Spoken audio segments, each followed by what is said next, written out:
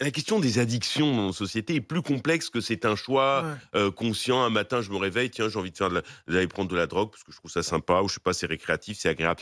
Donc, il faut être prudent. Et puis, stigmatiser les gens, le casier judiciaire, c'est de façon comme ça Mais tu de le rentrer règles dans comment une dans ce cas-là, société qui se Frédéric? veut répressive. On est en Tu train le règles de comment? changer de régime de liberté publique dans ce pays.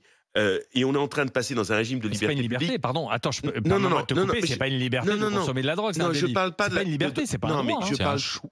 non, je C'est un ne choix parle pas qu'on de la fait aussi. consommation de drogue. Je parle dans nos rapports aux libertés publiques de manière générale. Je quitte un instant ce sujet pour dire qu'on est en train de passer à un régime de liberté publique dans son organisation globale de la société, et je ne parle pas de ce sujet spécialement, mais de manière globale, de plus en plus à Non, mais l'anglo-saxonne. ça, on peut être d'accord.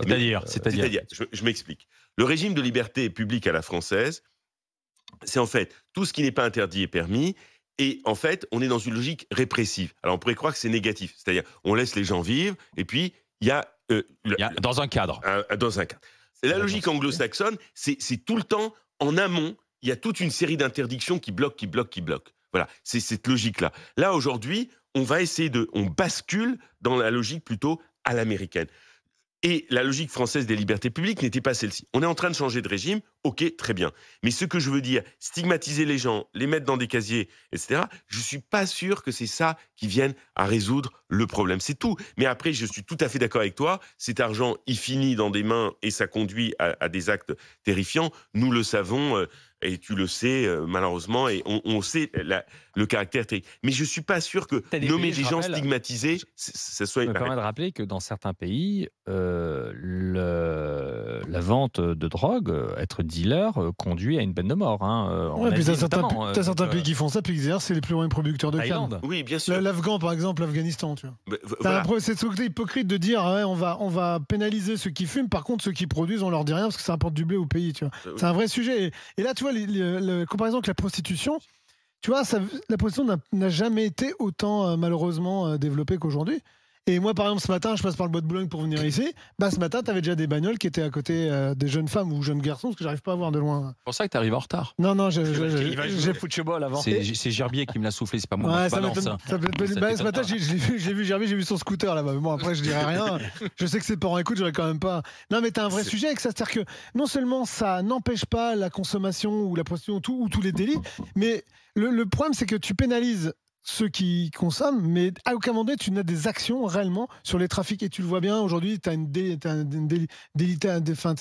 déliquescence dans les quartiers, dans plein d'endroits, parce qu'à un moment donné, la drogue, on la laisse, parce que le trafic de drogue permet d'occulter tout le reste et de dire ah mais on peut pas y aller, il y a ça et machin, et donc en fin de compte tu laisses maintenant les trafiquants de drogue faire la loi dans des quartiers parce que tu te dis ben l'État s'en est sorti définitivement de ces quartiers-là et on le sait, hein, et Kauter le disait régulièrement, tous les gens qui font qui sont des travailleurs sociaux te le disent, Étienne il peut t'en parler, l'État sort et derrière tu laisses les trafiquants faire le taf. À un moment donné il faut éradiquer le truc dans sa globalité et pas surtout pas à un moment donné de trouver ça glamour. Moi je trouve aujourd'hui il y a aussi, et parce que moi je l'ai vécu, il y a une glamourisation de la drogue et de toutes les drogues. Le shit, c'est marrant, tu rigoles, tu fumes. Moi, j'ai commencé à fumer le shit.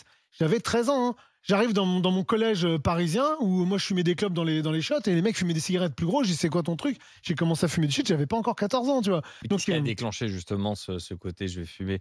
Parce que c'est un qu'il y a- choix. Parce qu'à 14 ans, parce que les autres, ils fumaient, tu veux tenter des trucs. Ils étaient plus cool, ils étaient cool, quoi. Je dis, tiens, ça a l'air d'être cool leur truc. Puis à un moment donné, bah, tu rigoles et puis c'est fini. Après, tu arrives en classe. là, Ou tu rigoles, ou tu vomis, ça Oui, te rend voilà. malade et tu dis c'est terminé Après, pour moi. Après, quoi, tu bien sûr. après, tu commences à mettre du popper sur ton mouchoir pour rigoler pendant 2 secondes. Enfin, tu vois, après, tu prends des acides parce que moi, dans les années 80, c'était le début des acides et ça tapait pas mal. Enfin, tu vois, t'as plein de trucs qui font qu'à un moment donné, c'est festif. Sauf qu'à un moment donné, moi, j'ai plein de potes qui ont été accrochés et aujourd'hui, qui en sont morts. C'est pas forcément Et- festif, c'est social en fait. Ah, et puis quand tu commences des fois, dans un groupe, et donc et c'est vrai que moi il faut éradiquer tout ça, il faut faire de la aujourd'hui tu vois moins de campagnes de prévention. C'est parce que tu fais un clip à la télé en expliquant la drogue c'est mal que ça s'arrête là, tu vois. Il faut faire des campagnes de prévention, il faut expliquer les dégâts et tu vois tout ça c'est hypocrite. Les paquets de clopes aujourd'hui on les a rendus non identifiables. On met des photos de gens qui ont des cancers, des trucs dégueulasses et tout, et tant mieux si ça peut choquer. Et on les paye 11 balles. On les paye 11 balles et ça continue encore à mort. Mais t'as le trafic. On a la plus grosse. Ah ben, En France, je crois qu'on est le deuxième pays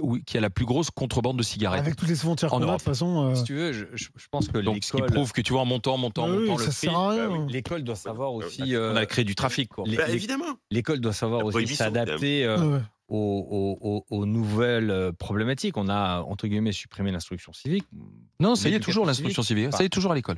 D'accord, pardon. Bah alors, tu vois, Ça y est. j'invente une bêtise. Mais en tout cas, on pourrait le compléter par des préventions, notamment sur les stupéfiants. Si le berceau de la consommation est l'école, attaquons-nous aussi au berceau. C'est-à-dire qu'un C'est pas que ce soit à l'école, mais c'est à l'école que quand Oui, tu es jeune, c'est tu là rencontres où, des types qui disent ah tiens, j'ai où tu essayé vas dans ça. les Quand on interdits. sort, tu vas dans les interdits. mais- Tu transgresses à travers les rencontres, quoi. Ouais, mais Après, tu succombes ou pas, effectivement. Attends, on va écouter François qui nous appelle du Morbihan. Bonjour François. Oui, bonjour. Vous êtes policier. Oui. Depuis combien d'années, François? Plus de 30 ans. 30 ans. Alors, est-ce que vous êtes sur le même raisonnement de dire que les consommateurs sont complices des trafiquants, finalement? Oui, ils ont une part de responsabilité. C'est le principe des vases communicants, l'offre et la demande. J'étais plusieurs fois sur les points de deal en surveillance. Vous avez dans une après-midi sur un point de deal 80 à 100 consommateurs qui peuvent défiler. Donc automatiquement, ça génère de la demande, ça génère du monde, ça génère de l'argent, ça génère tout un organisme qui fait qu'en fin de compte, le consommateur automatiquement donne du crédit aux dealers. Après, en France, on est un pays où je crois qu'on est à peu près 5 millions, on a à peu près 5 C'est ça, millions à de peu près consommateurs en ça, France, à ouais. peu près. On est un pays aussi qui est rongé par le mal-être, la dépression, on consomme énormément d'anxiolytiques. Il y a une forme de démocratisation aussi au niveau de la drogue, puisque les peines au niveau de la justice ne sont pas du tout adéquates vis-à-vis de la consommation ou même des trafics. Quand vous avez des trafiquants qui sont jugés, qui prennent une peine, on va dire, dite de ce nom au bout de 5 ou 6 interpellations, derrière le consommateur, il rigole. Est-ce que vous pensez, comme Eric le disait il y a un instant, qu'il faut aller taper plus fort dans l'amende, voir que ce soit inscrit sur le casier judiciaire, qu'il y ait une notification? Qu'est-ce que vous en dites? Pour le consommateur, hein, François? Pour le consommateur, il est déjà pénalisé. Donc on voit les drames routiers liés à la consommation de stupéfiants. Ça défrayait la chronique ces derniers temps là, avec des personnes qui engendrent occasionnent des accidents mortels. Il y a déjà un problème là-dessus. Alors effectivement, oui, il faudrait peut-être sanctionner peut-être plus durement le consommateur pour 1500 lui faire € comprendre. Voilà, pour taper au porte-monnaie. Mais maintenant, comme vous le disiez tout à l'heure, le paquet de cigarettes avec des photos de personnes malades ou vous montez à 11-12 balles le paquet de cigarettes, ça n'empêche pas que les gens continuent à consommer, à fumer. Le problème des stupéfiants, c'est que c'est une addiction qui occasionne des dommages collatéraux dramatiques. Que l'addiction de l'alcool ou de la cigarette, ce n'est pas similaire.